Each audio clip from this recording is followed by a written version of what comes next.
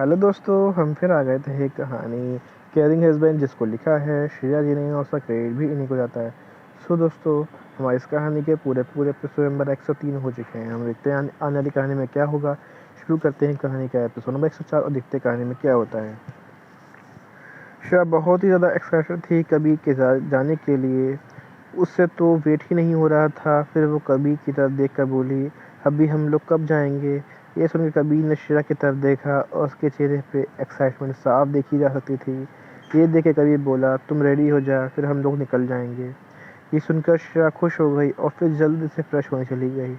श्रेया के जाने के बाद कबीर फिर से अपने काम में लग गया।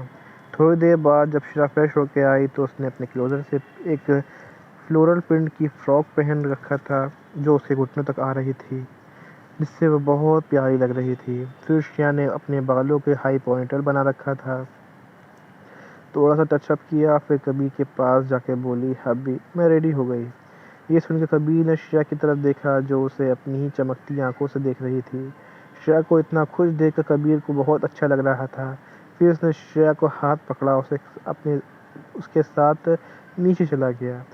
तुरंत नीचे पहुंच के उसने सबसे पहले उन्होंने अपने ब्रेकफास्ट किया और फिर ब्रेकफास्ट करने के बाद कबीर उसका हाथ पकड़ के बाहर ले गया।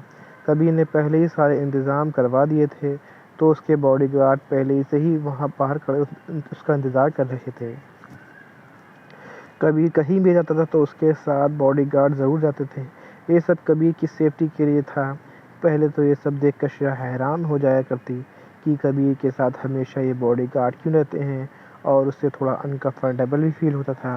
पर अब उसे ये सब चीज़ों की आदत हो गई थी, इसलिए वो इतने सारे लोगों को देख के हैरान नहीं हुई थी।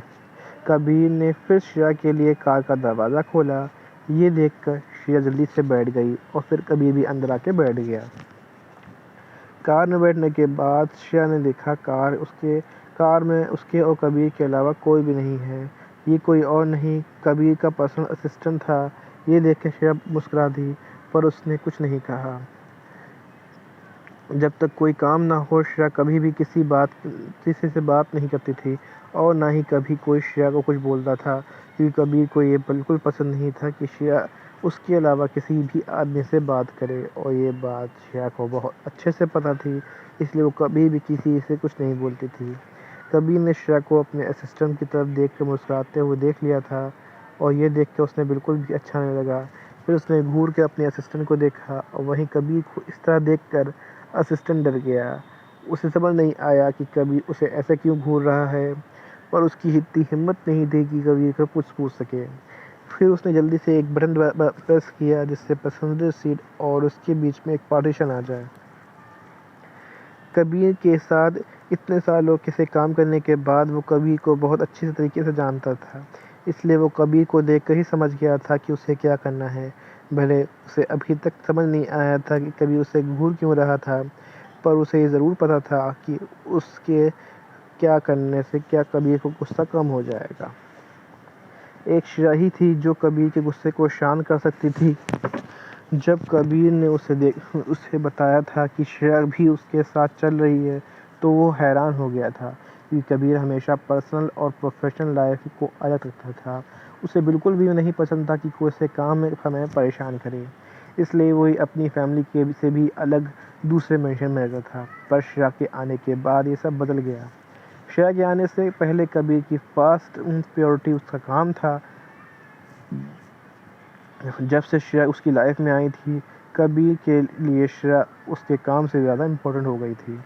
और ये देख के कबीर का असिस्टेंट हैरान था, पर वो कबीर के लिए खुश भी था कि अब कबीर की लाइफ में काम के अलावा और कुछ भी है, वरना कबीर की लाइफ में काम से शुरू होकर काम पे ही ख़त्म हो जाती थी।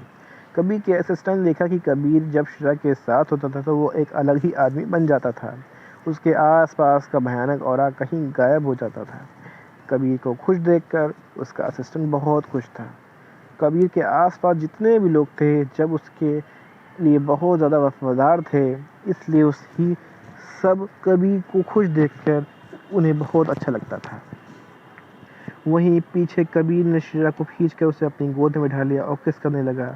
वहीं कबीर के ऐसे अचानक किस करने से श्रेया हैरान थी। उसे समझ नहीं आ रहा था कि अचानक से कबीर को क्या हो गया। अभी तो सब कुछ ठीक था, फिर ऐसा क्या हो गया कि कबीर उसे किस करने लगा। कबीर श्रेया को लिप्स को बुरी तरीके से किस कर रहा था। कबीर से ऐसे करने से श्रेया को अब दर्द होने लगा था।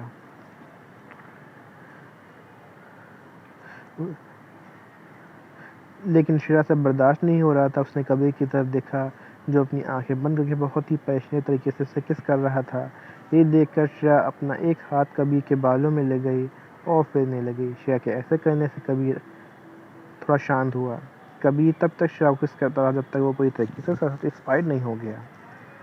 जब वो पूरी तरीके से सेटिस्फाइड हो गया तो उसने श्रेया को छोड़ दिया और उसे गले लगा लिया। और वहीं कबीर के छोड़ते ही श्रेया जोर जोर से सांस ले रही थी और उसका चेहरा पूरी तरह से लाल हो गया था। कबीर के छोड़ने के बाद भी उसने कुछ नहीं कहा। वो बस ध्यान से खिड़की के बाहर देखने लगी, जैसे अभी अभी उसके और कबीर के बीच कुछ हुआ ही नहीं। कबीर ने भी लैपटॉप पे अपना काम करने लगा। श्रेया को नहीं पता था कि वो लोग कहाँ जा रहे हैं, क्योंकि कबीर ने कुछ नहीं बताया था वो लोग कहाँ जा रहे हैं। बस उसे पता था कबीर बिजनेस ट्रिप पे जा रहा है, और कौन सी जगह उसे नहीं पता था। न कबीर ने उसे बताया और ना ही उसने उससे पूछा। और वैसे भी उसे कोई फ़र्क नहीं पड़ता था कि वो लोग कहाँ जा रहे हैं। वो बस इसी बात से खुश थी कि अभी उसे अपने साथ लेके जा रहा है। ऐसे ही 1 घंटा कब बीत गया उसे पता ही नहीं चला। वो लोग एयरपोर्ट पहुंच चुके थे। फिर कबीर श्रेया के साथ बाहर आया और उसने श्रेया का हाथ पकड़ रखा था। कबीर के बाहर आते ही बॉडीगार्ड ने चारों तरफ से उसे घेर लिया और फिर वो श्रेया को लेकर सीधा का अंदर चले गए। वहीं श्रेया किसी छोटे बच्चे की तरह सब कुछ देख रही थी। उससे आज से पहले कभी भी ये सब नहीं देखा था। श्रेया कबीर का हाथ पकड़ के उछल कूद करते हुए सब कुछ देख कर और बीच बीच में कबीर से पूछ रही थी, ये क्या है, वो क्या है। कबीर भी शांति से उसकी बातों का जवाब दे रहा था। श्रेया को इस तरह से बच्चों की तरह एक्साइटेड देख कर कबीर खुद मुस्कुराने से रोक नहीं पाया। उसके बाद कबीर श्रेया को सीधे अपने प्राइवेट जेट में ले गया। कबीर कहीं भी जाता था तो अपने प्राइवेट जेट से ही जाता था, क्योंकि टाइम वेस्ट करना बिल्कुल भी पसंद नहीं था। कबीर का जेट बहुत ही ज़्यादा लग्जरियस था। अंदर से देखकर कोई नहीं बता सकता था कि वो एक प्लेन है। श्रेया भी ये सब देख के हैरान हो गई थी। जेट के अंदर एक बेडरूम भी था। कबीर श्रेया को रूम में ले गया और रेस्ट करने को बोला। ये सुनकर श्रेया ने भी नहीं मना नहीं किया और वहाँ लेट गई और कबीर भी उसके बाजू में लेट गया। ये देखकर श्रेया जल्दी से कबीर के ऊपर चढ़ गई और उसे गले लगा लिया। कबीर ने भी उसे गले लगा लिया। थोड़ी देर बाद कबीर को श्रेया की गर्म सांसें अपने चेहरे पर महसूस हुई। उसने देखा कि एक उसका छोटी सी खरगोश उसे चिपक के सो रही है। वो एकदम क्यूट सी खरगोश लग रही थी। फिर कबीर ने ध्यान से उसे बेड पर लिटाया और ब्लैंकेट से कवर किया और फिर टेम्परेचर को एडजस्ट करके वहाँ से बाहर आ गया। और यहीं पे कहानी का एपिसोड नंबर आपका 104 कंप्लीट होता है। सो दोस्तों, आपको एपिसोड नंबर 104 कैसा लगा हमें कमेंट करके ज़रूर बताइएगा। कहानी कोई ऐसा अंश ऐसा भाग जो आपको समझ में ना आया हो, आपको अटपटा लगा हो, तो भी हमें कमेंट करके ज़रूर बताइए। कहानी अच्छी लगी तो उसको लाइक कीजिएगा, शेयर कीजिएगा, चैनल को सब्सक्राइब करिएगा, ताकि आपको हमारे आने वाली अगली वीडियो अब तक आसानी से पहुँच सके। सो दोस्तों, हम फिर मिलेंगे एक नए वीडियो के साथ, एक नए एपिसोड के साथ। तब तक के लिए मुझे इजाज़त दीजिए। धन्यवाद दोस्तों।